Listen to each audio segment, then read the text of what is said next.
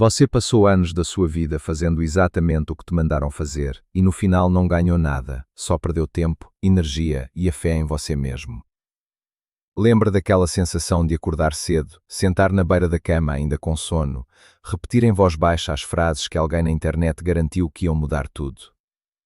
Eu lembro. Fazia isso todo dia. Colava foto de casa, de viagem, de tudo que queria na parede do quarto. Fechava os olhos com força e ficava ali, quieto, tentando sentir como se já tivesse. E por alguns segundos funcionava. Dava aquela faísca no peito, sabe? Aquela sensação gostosa de que era possível. Mas então eu abria os olhos. E estava tudo igual. O mesmo quarto apertado. O mesmo celular sem notificação boa. A mesma conta no banco que doía olhar. E o pior não era isso. O pior era o pensamento que vinha logo depois, aquele sussurro cruel que dizia que o problema era eu. Que eu não acreditava direito. Que eu não merecia. Que todo mundo conseguia menos eu. Esse pensamento é o mais pesado que existe, porque ele não vem de fora, ele nasce dentro de você, e você alimenta ele sem perceber toda vez que tenta e não consegue. Eu fiquei nesse ciclo por muito tempo. Tentava, não vinha resultado, me culpava. Tentava de novo com mais força, não vinha resultado, me culpava mais ainda. Era como tentar abrir uma porta empurrando com tudo que tinha, sem saber que ela abria puxando. O esforço era real, a dedicação era real. Mas a direção estava errada desde o começo, e ninguém falava isso. Todo mundo vendia a mesma receita com embalagem diferente. Visualize mais, acredite mais, repita mais. Como se o problema fosse a quantidade e não o método inteiro. Foi quando eu parei. Não desisti, parei mesmo, para pensar. E a pergunta que surgiu foi simples, mas ela virou tudo de cabeça para baixo. E se o problema não sou eu? E se o problema é que aprendi a falar com o universo na língua errada o tempo todo? Essa pergunta mudou tudo para mim, e é exatamente sobre isso que eu quero conversar com você agora. Porque se você já se sentiu assim, se você já fez tudo certo e ainda ficou no mesmo lugar, então o que eu vou te contar a partir daqui vai fazer muito sentido. Amigos, se esse conteúdo está tocando em algo dentro de você, deixa o like e se inscreve no canal. Isso ajuda muito a levar essa mensagem para mais pessoas que precisam ouvir. Agora me deixa-te explicar uma coisa que eu entendi depois de muito tempo quebrando a cabeça. Pensa numa antena de celular. Ela não escolhe o que transmite baseada no que você quer que ela transmita.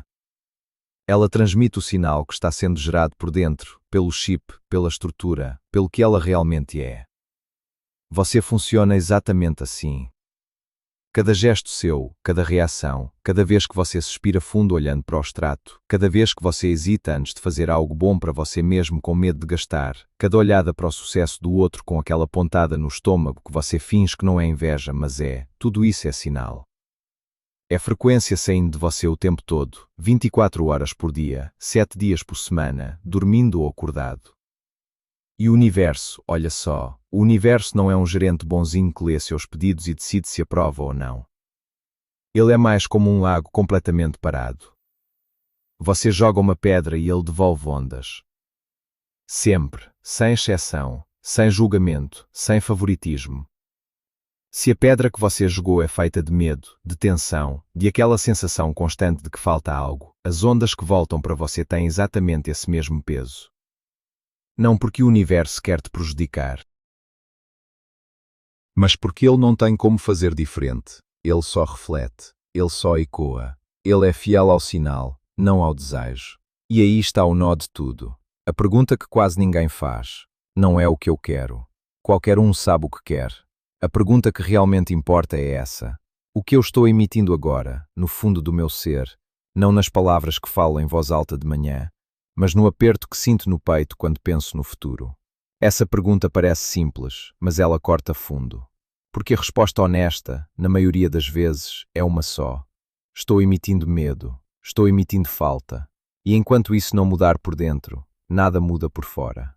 Mas como muda isso por dentro? É exatamente o que vem a seguir. Aqui está o que ninguém te conta sobre afirmações positivas. Elas funcionam contra você na maioria das vezes. Eu sei que parece absurdo, mas me escuta. Quando eu digo, sou abundante, com a voz firme de manhã, e ao mesmo tempo sinto aquele frio na barriga pensando nas contas do mês, o que acha que está mais forte dentro de mim? A frase ou o frio? O frio, sempre o frio, porque palavras são superficiais.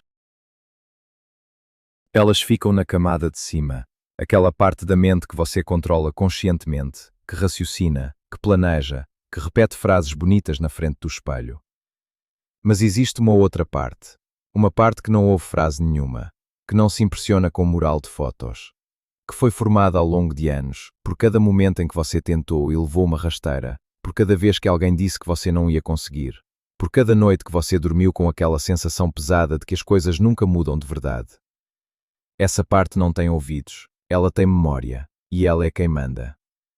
Os estudiosos chamam isso de subconsciente, eu prefiro chamar de piloto automático. Porque é exatamente isso que ele faz. Ele pilota a sua vida enquanto você acha que está no controle. Sabe quando você toma uma decisão financeira que na hora parece certa, mas depois não faz sentido nenhum. Sabe quando você sabota uma oportunidade boa de um jeito tão sutil que você nem percebe que foi você mesmo que fez isso. Sabe quando você começa algo com tudo e larga na metade sem conseguir explicar porquê. Isso não é falta de disciplina. Isso é o piloto automático te devolvendo para a frequência que ele conhece, para a frequência que ele acha segura, mesmo que essa frequência seja de luta, de aperto, de nunca chegar lá de verdade. Ele não faz isso por maldade. Ele faz porque é fiel à programação que você carrega. E aí a gente entende por que as afirmações sozinhas não chegam nem perto de resolver isso. Você está tentando mudar o canal, gritando para o televisor, enquanto o controle remoto está em outra mão. A frase bonita fica na superfície.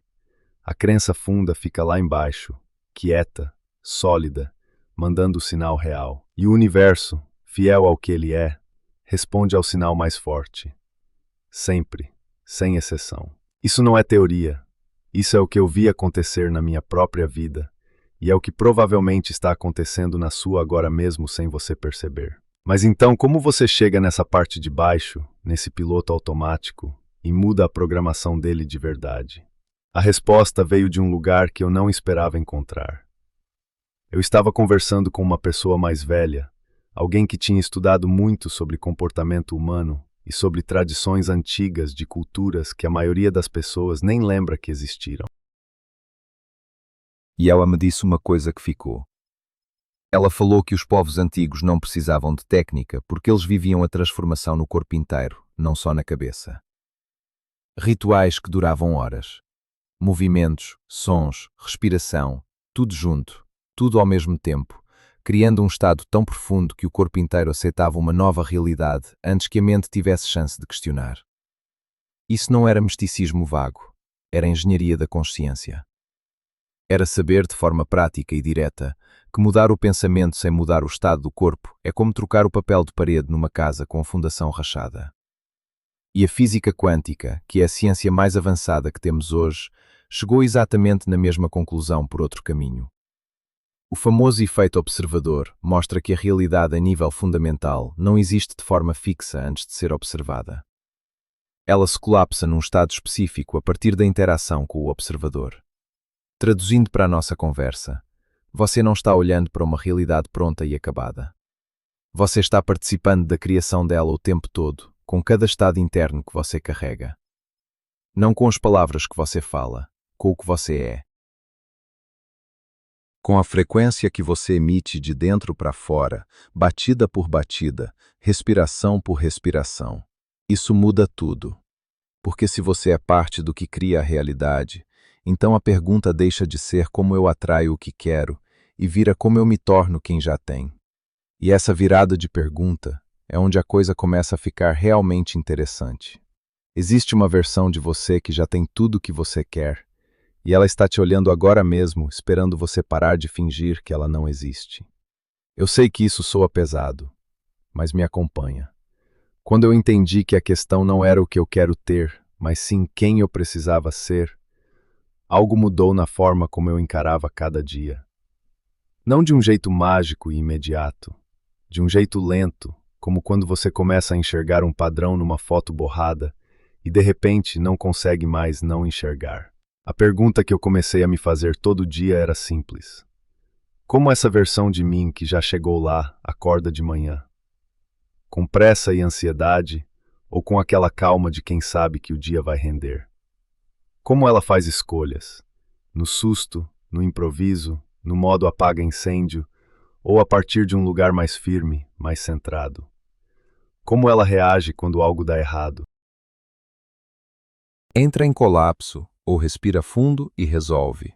Essas perguntas parecem filosóficas, mas não são. Elas são as perguntas mais práticas que existem, porque a resposta delas te diz exatamente o que você precisa mudar agora, não depois que tudo melhorar, não quando a situação deixar de ser difícil, agora. E aqui está o que me surpreendeu quando comecei a fazer esse exercício de verdade. Eu percebi que a versão de mim que eu admirava não tinha uma vida necessariamente mais fácil. Ela tinha uma postura diferente dentro das mesmas dificuldades. Ela não esperava as condições ficarem perfeitas para agir com confiança. Ela trazia a confiança primeiro, e as condições iam se ajustando depois. Era como se a ordem das coisas fosse invertida. A transformação não vinha depois da conquista, ela vinha antes. E então eu entendi o que estava faltando em tudo que eu tinha tentado antes. Eu estava esperando a vida mudar para eu me sentir diferente, mas a vida estava esperando eu me sentir diferente para mudar. Esse ciclo quebra só quando você decide interromper a espera. Quando você para de perguntar o que eu preciso ter e começa a perguntar quem eu preciso ser, hoje, agora, nessa situação, com o que eu tenho. Não é fingimento, não é ilusão. É uma decisão de começar a construir a identidade nova antes que o mundo confirme ela. E essa decisão, por menor que pareça, é a mais poderosa que existe. Mas existe um problema enorme que a maioria das pessoas encontra exatamente nesse ponto. E é aqui que a maioria desiste sem perceber. O problema tem um nome. E ele mora dentro de você há tanto tempo que você nem reconhece mais a voz dele como estranha. Eu chamo de identidade travada. E ela é muito mais forte do que qualquer desejo consciente que você possa ter. Pensa comigo. Você já tentou economizar dinheiro e no final do mês não conseguiu guardar quase nada sem entender direito por quê? Você já tentou ser mais disciplinado e depois de alguns dias voltou exatamente para o mesmo ritmo de antes? Você já tomou uma decisão firme de mudar e sentiu, semanas depois, que estava de volta ao ponto de partida, como se uma força invisível te puxasse de volta? Isso não é fraqueza, isso é identidade. Porque a identidade não funciona como um desejo. Ela funciona como um imã. Ela te puxa de volta para a frequência que ela reconhece como sua, como segura, como familiar, mesmo que essa frequência seja de luta constante, de esforço sem resultado, de sempre estar perto, mas nunca chegar. A identidade é formada por camadas. Tem o que você viveu. Tem o que te disseram repetidas vezes que você acabou acreditando. Tem o que você concluiu sobre si mesmo depois de cada vez que as coisas não deram certo. E todas essas camadas juntas formam uma história. Uma história que você conta para si mesmo em silêncio, sem palavras, mas que está presente em tudo. Na forma como você entra numa sala, na forma como você pede um aumento ou deixa de pedir, na forma como você reage quando uma oportunidade aparece, com empolgação ou com aquela vozinha que logo em seguida diz que provavelmente não vai dar certo mesmo. Essa história é o seu sistema operacional real. E sistemas operacionais não mudam porque você quer que eles mudem. Eles mudam quando você instala uma programação nova, ação por ação, escolha por escolha, estado por estado. O como fazer isso de verdade, de um jeito que realmente funcione e que o piloto automático não consiga reverter, é exatamente o que vem agora. A mudança real não começa com uma grande decisão. Ela começa com um gesto tão pequeno que você quase envergonha de chamar de transformação. Eu aprendi isso do jeito mais inesperado. Eu estava num dia comum, daqueles dias cinzas onde tudo parece igual, o mesmo ônibus, o mesmo trajeto, a mesma sensação de que a vida está rodando em círculo. E eu me lembrei daquela pergunta que tinha ficado do dia anterior. Como a versão de mim que já chegou lá se comporta num dia assim? E fiz uma coisa ridiculamente simples. Endireitei as costas. Isso, só isso. Sentado no ônibus, no meio de todo aquele barulho de motor e gente espremida, Eu simplesmente sentei diferente. Coluna ereta, ombros soltos, respiração mais funda. E juro que algo mudou. Não no mundo, em mim. Uma pequena faísca de algo que eu não conseguia nomear direito. Não era euforia, era mais parecido com firmeza. Como se o corpo tivesse mandado uma mensagem para o cérebro dizendo que eu era o tipo de pessoa que se senta assim. Parece bobagem, eu sei, mas não é. Porque o seu sistema nervoso não sabe a diferença entre o que é real e o que é ensaiado com consistência. Ele aprende pelo que você faz repetido, não pelo que você pensa uma vez. Cada vez que você age de um jeito diferente, mesmo que seja um gesto mínimo, você está gravando uma instrução nova. Você está dizendo para o seu piloto automático que eu mencionei antes que existe uma outra forma de funcionar. E o piloto automático, que é fiel à repetição, começa aos poucos a incorporar essa instrução como parte do padrão. Não de uma hora para outra, mas ele incorpora, sempre incorpora. Então o agir como se, que eu comecei a praticar não era fingir que eu tinha coisas que não tinha, era agir a partir do estado interno de quem já chegou lá. Era a diferença entre posar de rico e se mover com a tranquilidade de quem sabe que vai chegar. Uma é ilusão, a outra é construção. Uma é casca, a outra é raiz. E essa distinção mudou tudo na forma como eu encarei o processo. Não era sobre fingir para fora, era sobre reescrever por dentro. Ação por ação, escolha por escolha, gesto por gesto. E o mais importante é que esse processo não precisa de condições especiais para começar. Ele começa onde você está agora, com o que você tem agora, no próximo momento em que você tiver uma escolha na frente. Mas existe uma armadilha enorme nesse caminho que a maioria cai sem perceber, e eu caí também. A armadilha é achar que as grandes mudanças acontecem nos grandes momentos, que a reprogramação acontece quando você toma a decisão épica, quando você larga tudo, quando você tem a conversa difícil, quando você faz um movimento corajoso que todo mundo vê. Não. Eu aprendi que a reprogramação real acontece nas frestas do dia, nos momentos invisíveis que ninguém está olhando e que você mal registra porque parecem insignificantes demais para importar. É quando você está com fome e escolhe comer algo que a versão melhor de você escolheria, não por dieta, mas porque essa é a forma como essa versão trata o próprio corpo. É quando você recebe uma notícia ruim e, em vez de catastrofizar de imediato, você para, respira e se pergunta: como eu lido com isso a partir de um lugar de poder?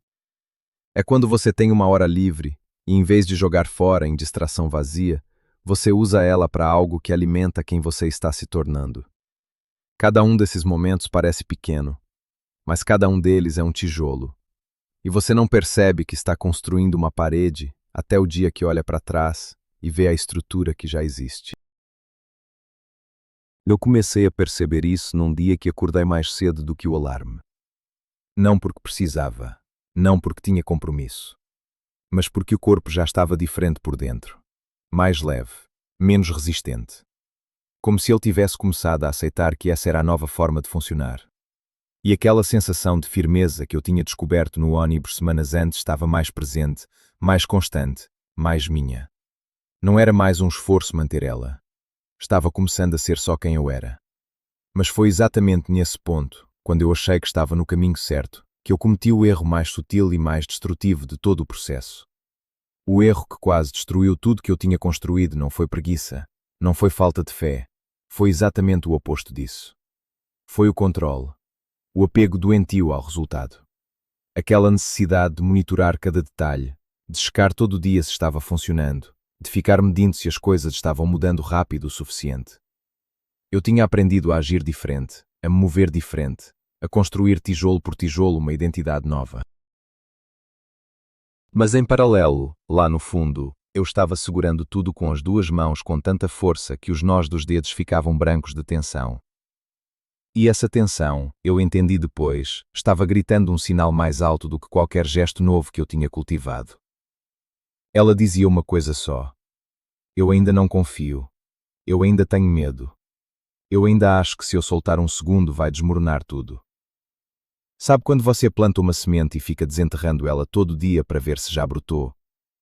É exatamente isso que o apego ao resultado faz com o que você está construindo por dentro. A semente precisa de escuro, de silêncio, de tempo, de confiança. Ela não brota mais rápido porque você fica olhando. Ela brota no próprio ritmo dela, no tempo que ela precisa, quando as condições internas estiverem prontas. E ficar desenterrando não acelera o processo, mata ele. Eu percebi isso numa tarde em que estava ansioso sem motivo claro. Tudo estava indo bem, eu estava agindo diferente, me sentindo diferente, mas havia uma inquietação constante embaixo de tudo, como um chiado baixo que não parava. E quando eu parei para ouvir esse chiado de verdade, entendi o que ele dizia. Dizia que eu não acreditava de verdade que ia chegar, que eu estava fazendo tudo certo, mas com o pé atrás, com um olho no resultado o tempo todo, com medo de que no final não fosse suficiente. E esse medo, quieto e constante, era o sinal mais real que eu estava emitindo. Mais real do que qualquer postura, qualquer escolha, qualquer gesto novo. Porque ele vinha de um lugar mais fundo do que tudo isso. Foi aí que eu entendi o que soltar de verdade significa. Não é largar tudo e esperar o universo resolver. Não é passividade nem resignação. É fazer a sua parte com tudo que você tem, com toda a presença e intenção que você consegue trazer, e então abrir a mão. Confiar que existe uma inteligência maior operando nos bastidores, que tem um timing que você não enxerga daqui, que tem caminhos que sua mente ansiosa jamais conseguiria planejar. É a diferença entre empurrar uma porta com o ombro e simplesmente girar a maçaneta. A força bruta fecha o caminho, a confiança abre ele. E soltar não é um ato fraco. É o ato mais corajoso de todo o processo, porque ele exige que você confie sem ter prova ainda. Que você acredite antes de ver. Que você descanse dentro da incerteza em vez de lutar contra ela. Quando eu finalmente fiz isso, quando eu realmente soltei, não em palavras, mas em sensação, algo mudou no ar ao redor de mim. Não de forma dramática, mas o chiado parou, a inquietação baixou, e no lugar delas entrou algo que eu não esperava. Uma calma estranha e boa, como aquele silêncio depois que a chuva para e o ar fica limpo e fresco, e você respira fundo sem esforço. E foi dentro dessa calma que as coisas começaram a se mover de verdade.